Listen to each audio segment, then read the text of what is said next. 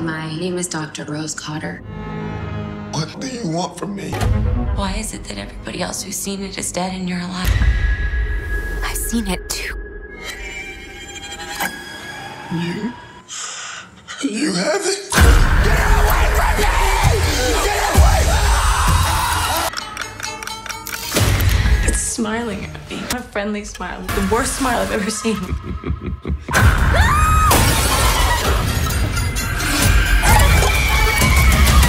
I am not gonna keep running.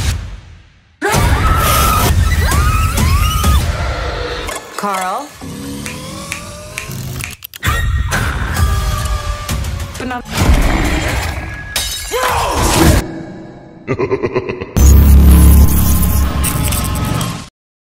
I'm explaining a film from 2022 titled Smile. Spoilers ahead. Enjoy the content. The movie starts that a woman died from taking too much medicine. The youngest daughter Rose comes to the door and is surprised to see her mother dead. Rose subsequently appears as a therapist at a mental hospital in the film. She is currently caring for Carl, a very anxious patient who keeps saying he is going to die. Rose tries to comfort him, but he continues to mumble, so she decides to admit him to the hospital for a few days. Rose is ready to leave after completing her chores when she is interrupted by another job involving a patient named Laura. Rose approaches Laura with apprehension and finds that the girl is depressed as a result of witnessing her professor do something out of the ordinary. Rose says it's normal to feel scared after someone dies, but Laura insists that she's not crazy. In truth, she's acting strangely because she feels like a creepy entity with a weird smile is following her everywhere she goes. You can see some in the next scene. I'm seeing something no one else can see except for me. It's smiling at me. A friendly smile. Following next. The creepy thing looks like different people and tells Laura you are going to die. Right after that, Laura suddenly falls to the floor and starts screaming as if she saw something scary. Rose calls for help right away since the situation is worsening. While on the phone, she glances around and is surprised to see Laura standing up straight and calm, with a scary smile. Unfortunately, Laura uses a sharp piece of shattered pottery to do something shocking. Laura kills herself while smiling in front of Rose. Following this unfortunate event, two detectives, one of whom is Joel, Rose's ex-boyfriend, arrive at the hospital. They ask her many questions, but she's too scared to talk. Rose only says that Laura had a creepy smile on her face when she did something unimaginable. Once the questioning is done, Rose goes back home to unwind.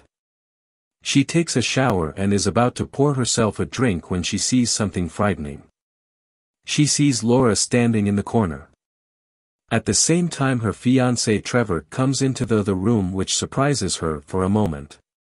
He notices that everyone is worried and asks whether everything is okay. Trevor is the type of man that never believes anything the main character says. Rose responds with a nod and quickly switches the discussion.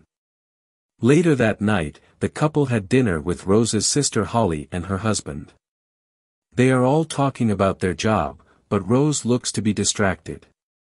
She can't get Laura's terrible scene out of her brain.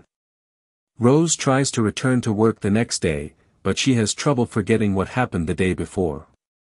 Curious, she goes up to the receptionist and asks to see the report on Gabriel, the professor who did something shocking in front of Laura. While going through the report, Rose gets a call from Holly, who invites her to her son's birthday party. While they're talking on the phone, Rose looks out the window and sees a figure in the distance that looks like Laura. However, she feels it is all in her head and continues to monitor her patients. However, when she walks by Carl's room, she is horrified to see him with the same scary expression Laura did. He screams at her, telling her she's going to die. This frightens Rose, so she quickly summons nurses to aid in his detention.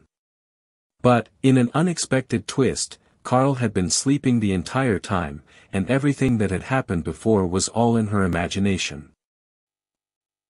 When Mr. Desai, the hospital supervisor, finds out, he becomes worried about Rose's mental well-being and suggests she takes a week off. Trevor also arrives looking concerned and asks Rose if she's okay. With a puzzled expression she says yes. But there's still one issue: she can't find her pet cat Mustache anywhere. Over the next few days Rose keeps having hallucinations, making people worry that she's mentally unstable and not well. She decides to contact her previous therapist, Madeline Norkick, and tell her everything, including Laura's strange grins and her cat's disappearance. She's worried and says she's becoming more paranoid by the day. Dr. Madeline feels Rose is still traumatized by the death of her violent and mentally ill mother. Despite her illness, Rose attends her nephew's birthday party throughout the weekend. At the beginning of the party things seem to be going fine and Rose believes her hallucinations are gone, but then when her nephew opens the gift she gave him she finds the lifeless body of her missing cat Mustache inside. Rose is filled with emotion as she tries to persuade everyone that she is not the perpetrator of the murder. In the midst of this horrific situation, she catches one of the partygoers smiling creepily at her. This significantly frightens Rose, and as a result, she accidentally breaks a glass table and injures herself. In the following scene, Trevor drives her home after a quick visit to the hospital. Before stepping out of the car, Rose tries to tell Trevor about the terrifying monster that is plaguing her, but Trevor suspects that she has inherited her mother's mental illness. He just keeps acting like a jerk. Later Rose keeps looking into Gabriel's information until she hears her mother's voice calling her from the dark. Trying to ignore it she tries to go to bed, but she sees a figure that looks like her mother behind her. In the morning Rose goes to Gabriel's place to find out more about his death. When she gets there Gabriel's wife Victoria welcomes her and tells her that the professor had seen someone kill themselves before doing something shocking. Victoria walks her to a room filled with Gabriel's artwork, each with the same frightening smile. Rose thinks Gabriel was not mad and that what he experienced was real, stating that she is having similar experiences. Unfortunately, when Victoria feels Rose is disrespecting her late husband, she becomes upset and pushes Rose out of the house. With no other alternatives, Rose seeks help from her ex-boyfriend Joel. She requests that he look into Gabriel-related matters. Joel is first skeptical, but agrees to help because of their former relationship. Then Joel looks up reports on his laptop and finds out that the professor had seen a woman named Angela doing something shocking. He does more research on Angela and coincidentally discovers that she had also seen someone kill themselves. When they watched the captured footage, they noticed a man smirk before doing something surprising in front of Angela. Rose arrives home intending to tell her fiancé everything, but her plans are interrupted when she realizes Trevor has brought Madeline to check on her. Trevor feels she is mentally ill. Rose explodes and accuses Trevor of abandoning her when she needed him the most. She rushes out and heads to Holly's house. She was seeking assistance from her sister.